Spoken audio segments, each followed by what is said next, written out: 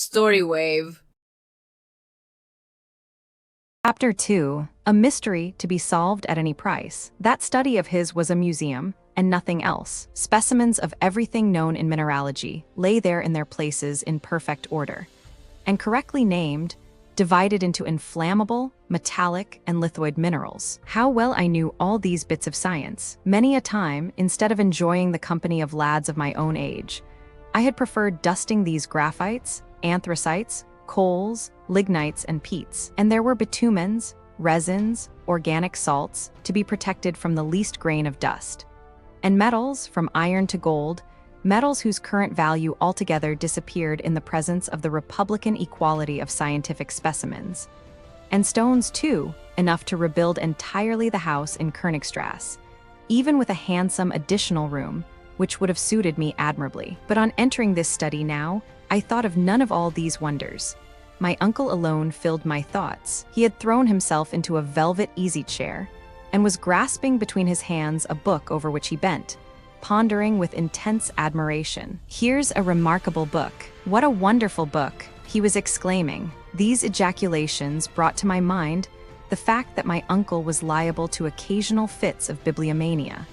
But no old book had any value in his eyes unless it had the virtue of being nowhere else to be found, or, at any rate, of being illegible. Well now, don't you see it yet? Why I have got a priceless treasure that I found his morning in rummaging in old Hevelius's shop, the Jew. Magnificent, I replied with a good imitation of enthusiasm. What was the good of all this fuss about an old quarto, bound in rough calf, a yellow, faded volume, with a ragged seal depending from it? But for all that, there was no lull yet in the admiring exclamations of the professor. "See," he went on, both asking the questions and supplying the answers. "Isn't it a beauty?" "Yes, splendid. Did you ever see such a binding? Doesn't the book open easily?" "Yes, it stops open anywhere. But does it shut equally well?" "Yes, for the binding and the leaves are flush, all in a straight line, and no gaps or openings anywhere. And look at its back, after 700 years. Why, Bozerian, Kloss, or Purgold might have been proud of such a binding." While rapidly making these comments, my uncle kept opening and shutting the old tome. I really could do no less than ask a question about its contents, although I did not feel the slightest interest. "And what is the title of this marvelous work?" I asked with an affected eagerness which he must have been very blind not to see through. "This work," replied my uncle, firing up with renewed enthusiasm, "this work is the Heimskringla of Snorre Turleson, the most famous Icelandic author of the 12th century. It is the chronicle of the Norwegian princes who ruled in Iceland." "Indeed," I cried, keeping up wonderfully, "of course it is a German translation?" "What?" sharply replied the professor. "A translation. What should I do with a translation? This is the Icelandic original, in the magnificent idiomatic vernacular, which is both rich and simple, and admits of an infinite variety of grammatical combinations and verbal modifications." "Like German?" I happily ventured. "Yes," replied my uncle, shrugging his shoulders. "But in addition to all this, the Icelandic has 3 numbers like the Greek, and irregular declensions of nouns proper like the Latin." "Ah," said I, a little moved out of my indifference. "And is the type good?" "Type? What do you mean by talking of type, wretched Axel?" "Type? Do you take it for a printed book, you ignorant fool? It is a manuscript, a runic manuscript." "Runic? Yes. Do you want me to explain what that is?" "Of course not," I replied in the tone of an injured man. But my uncle persevered, and told me, against my will, of many things I cared nothing about. Runic characters were in use in Iceland in former ages. They were invented, it is said, by Odin himself. Look there and wonder, impious young man, and admire these letters, the invention of the Scandinavian god.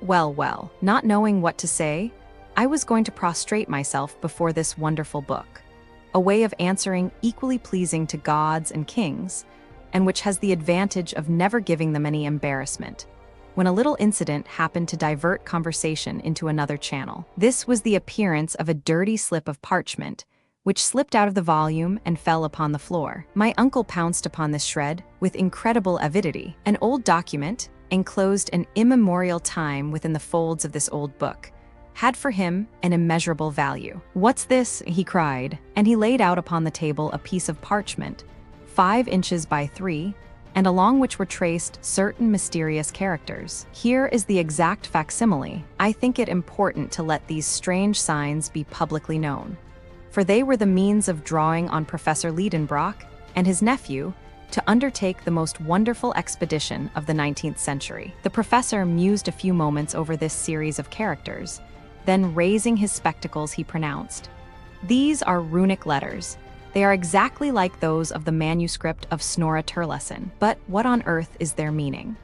Runic letters appearing to my mind to be an invention of the learned to mystify this poor world, I was not sorry to see my uncle suffering the pangs of mystification. At least, so it seemed to me, judging from his fingers, which were beginning to work with terrible energy. "It is certainly Old Icelandic," he muttered between his teeth, and Professor Lidenbrock must have known, for he was acknowledged to be quite a polyglot. Not that he could speak fluently in the 2,000 languages and 12,000 dialects which are spoken on the earth, but he knew at least his share of them. So he was going, in the presence of this difficulty, to give way to all the impetuosity of his character, and I was preparing for a violent outbreak when 2 o'clock struck by the little timepiece over the fireplace. At that moment, our good housekeeper Martha opened the study door, saying, "Dinner is ready."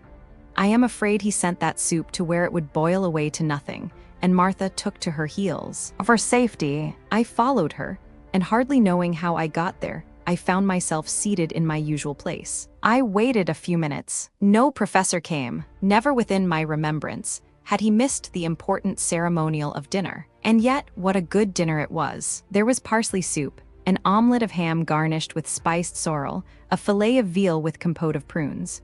For dessert, crystallized fruit, the whole washed down with sweet moselle. All this my uncle was going to sacrifice to a bit of old parchment. As an affectionate and attentive nephew, I considered it my duty to eat for him as well as for myself, which I did conscientiously. "I have never known such a thing," said Martha. Lidenbrock is not at table?